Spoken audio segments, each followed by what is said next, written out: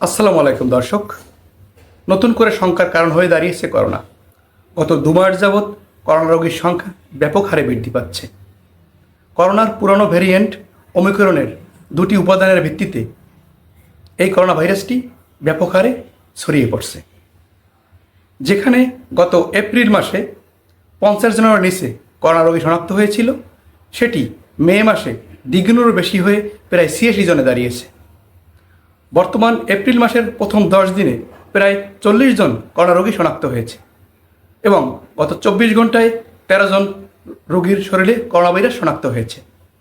রোগতত্ত্ববিদরা বলছেন, সংক্রমণের যে দ্বারা অব্যাহত রয়েছে এটি যদি চলতে থাকে তাহলে এ মাসের শেষ দিকে করোনা সংক্রমণ ব্যাপক হারে বাড়তে পারে। ঈদুল আজহার ছুটিতে ঢাকা থেকে বিপুল পরিমাণ মানুষ বাড়িতে যাওয়া আসা করেছেন, যার কারণে পরিস্থিতি অবনতি হওয়ার সম্ভাবনা রয়েছে। তবে স্বস্তির বিষয় হলো এই, মৃত্যুর সংখ্যা তেমন একটি নেই। গত 5 জুন একজন মারা গেছেন করোনা ভাইরাসে আক্রান্ত। করোনা ভাইরাস কোভিড-19 2019 সালের ডিসেম্বর মাসে চীনের হুবেই প্রদেশের উহান শহরে প্রথম শনাক্ত হয়। তারপর পৃথিবীব্যাপী এটি ছড়িয়ে পড়ে এবং তখন সবথেকে বড় আতঙ্কের নাম ছিল করোনা ভাইরাস। সে ভাইরাসে আক্রান্ত হয়েছিল প্রায় 70 কোটি মানুষ, যাতে আক্রান্ত হয়ে 70 লাখেরও বেশি মানুষ মারা গেছেন। তবে অনেকের মতে এই সংখ্যাটি দ্বিগুণ হতে পারে। বাংলাদেশে এখন পর্যন্ত করোনা ভাইরাসে আক্রান্ত হয়েছে প্রায় 20,52,000-এর মতো এবং মারা গেছে 29,500 জনের মতো। সংবাদটি বিভিন্ন পত্রিকায় প্রকাশিত হয়েছে: দৈনিক আমার দেশ, ইত্তেফাক, যুগান্তর এবং প্রথম আলোতে। সংবাদের একটু সংক্ষিপ্ত অংশ আমি আপনাদেরকে পড়ে শোনাচ্ছি। প্রায় 1.5 বছর ধরে স্থিতিশীল রয়েছে করোনা পরিস্থিতি। এমনকি রোগী একেবারেই কম আসায় হাসপাতালগুলোতে মেয়াদোত্তীর্ণ হয়ে গেছে করোনা পরীক্ষার কিট। উদাসীনতা দেখা যায় টিকা নিতেও। এরই মধ্যে নতুন করে শঙ্কার কারণ হয়ে দাঁড়িয়েছে করোনা। গত মাস থেকে ক্রমেই ভাইরাসটিতে আক্রান্ত রোগীর সংখ্যা বাড়ছে।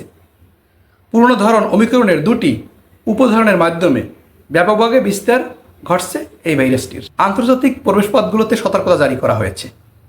নৌ, স্থল এবং বিমানবন্দরে হেলথ স্ক্রিনিং মেশিন এবং জ্বর নিরূপক যন্ত্র বসানো হয়েছে এবং মাস্ক পরার নির্দেশনা দেওয়া হয়েছে।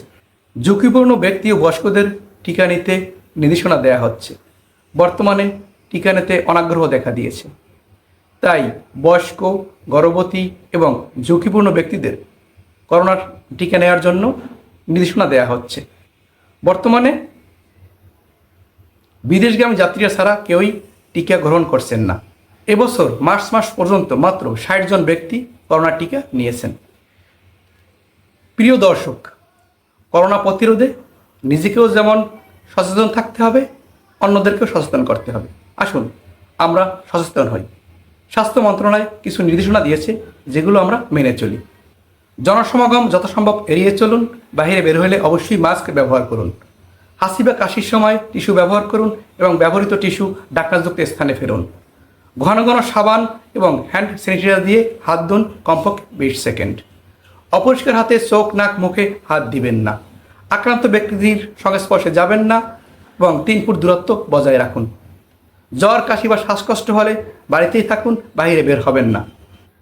প্রিয় দর্শক, করোনা ভাইরাস প্রতিরোধ করতে হলে এখনই আমাদের স্বাস্থ্য মন্ত্রণালয়ের নির্দেশনাগুলো মেনে চলা উচিত।